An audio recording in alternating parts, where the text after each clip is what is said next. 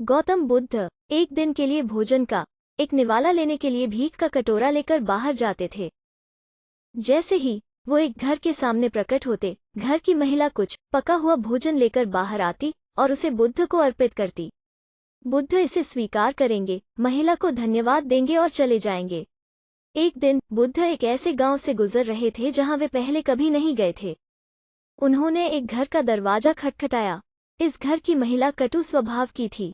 एक साधु को अपने दरवाजे पर भीख का कटोरा लिए खड़ा देखकर वो क्रोधित हो गई।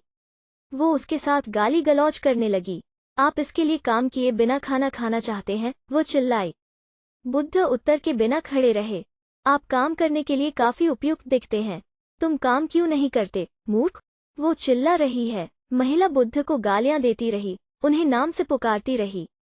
बुद्ध बिना किसी प्रतिक्रिया के सुन रहे थे, उनके समाप्त होने की प्रतीक्षा कर रहे थे।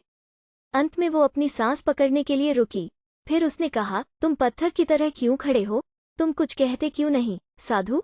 उसने ताना मारा। माँ, एक प्रसाद बनाया गया है, लेकिन अगर यह स्वीकार नहीं किया जाता है तो यह किसका है? बुद्ध ने पूछा। मैं तुम्हें कुछ नहीं दूंगी, आलसी साधु, महिला ने अधीरता से कहा।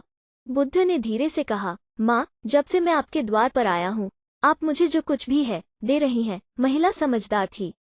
वो तुरंत जानती गई कि साधु उन गालियों का जिक्र कर रहा था जो वो उसे दे रही थी। और आपका प्रश्न है, यदि भेंट स्वीकार नहीं की जाती है तो यह फिर सब किसका है? बुद्ध ने उसके लिए सजा पूरी की।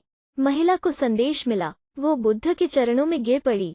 वो अंदर गई और बुद्ध लिए कुछ खाना लाई।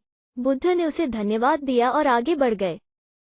कहानी की शिक्षा, हमें शांत रहना चाहिए चाहे कैसी भी स्थिति हो। आगे आने वाले वीडियो के लिए सब्सक्राइब कर दीजिए। आपने क्या सीखा कमेंट सेक्शन में लिखें। धन्यवाद।